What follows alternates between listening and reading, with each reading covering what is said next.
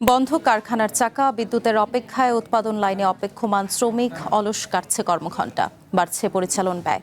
এর সরাসরি প্রভাব পড়ছে রপ্তানি ও বাজার প্রতিযোগিতার সক্ষমতায়।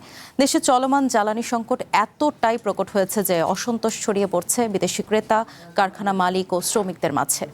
নগদ নিয়ে এলো হার না মানা হার অফার। সর্বনিম্ন 10,000 টাকা রেমিটেন্স নগদে পাঠালে থাকছে স্বর্ণের হার জেতার সুযোগ।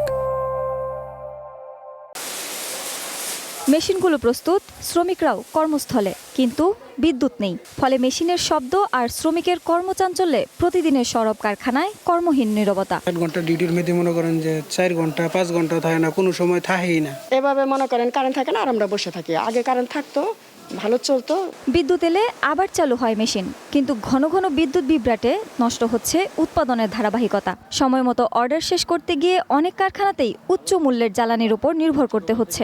বিদ্যুৎ পরিস্থিতির কারণে আমাদের প্রোডাকশনটা অনেক ক্ষতিগ্রস্ত হচ্ছে, কিন্তু বিদ্যুৎ যদি আনইন্টারপ্টেড থাকে তাহলে আমাদের প্রোডাকশনটা শতভাগ 95% অ্যান্ড অ্যাবোভ আমাদের ইউটিলাইজেশন ক্যাপাসিটিটা আমরা ধরে রাখতে পারতাম। আমাদের এখন 60% লেভেলে ক্যাপাসিটি আমরা উৎপাদন করতে পারছি ডিউ টু ইলেকট্রিসিটি ক্রাইসিস। তো গভর্নমেন্ট যদি আমাদেরকে আনইন্টারপ্টেড যদি ইলেকট্রিসিটি এবং আদার্স যে সাপোর্টগুলো, ব্যাংকিং যে সাপোর্টগুলো, ওগুলো যদি দিতে পারে, আমরা আমাদের কাঙ্ক্ষিত উৎপাদন লক্ষ্য পৌঁছাতে পারবো বলে আমরা আশাবাদী।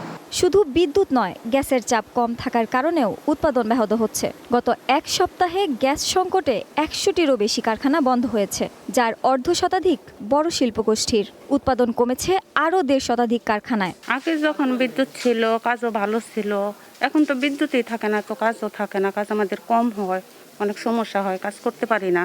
এদিকে নরসিংদী থেকে সারা দেশের স্থানীয় কাপড়ের প্রায় 70% যোগান আসে। জেলায় টেক্সটাইল, ডাইং ও স্পিনিং মিল রয়েছে 3000-এরও বেশি। তবে তীব্র গ্যাস সংকটে প্রায় 90% কারখানা এখন পুরোপুরি বন্ধ। গার্মেন্টসের উৎপাদন সাইটও বন্ধ, ক্যাপটিভ পাওয়ার না থাকার কারণে।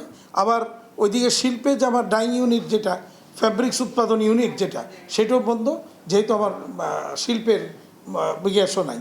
সরকারকে অবশ্যই এখানে বিকল্প ব্যবস্থা এনশিওর করতে হবে। আরেকটা এলএনজি গ্যাস টার্মিনাল স্থাপন করলে তাহলে বিকল্প একটা ব্যবস্থা থাকলো। দ্বিতীয়ত হচ্ছে আমরা যেটা সবচেয়ে বেশি জোর দিচ্ছি, দেশীয় উৎস থেকে গ্যাস আহরণের ব্যবস্থা করা। জ্বালানি সংকটের প্রভাব শুধু কারখানার ভেতরেই সীমাবদ্ধ নয়। উৎপাদন ও শিপমেন্টে দেরি হলে বিদেশি ক্রেতা ধরে রাখা কঠিন হয়ে পড়বে। ফলে শিল্প মালিকদের দাবি, অস্থায়ী সমাধানের পাশাপাশি নিরবচ্ছিন্ন গ্যাস ও বিদ্যুৎ সরবরাহ নিশ্চিত করতে দীর্ঘমেয়াদী পরিকল্পনা জরুরি। শাওন জুই, ওয়ান বিজনেস, ঢাকা।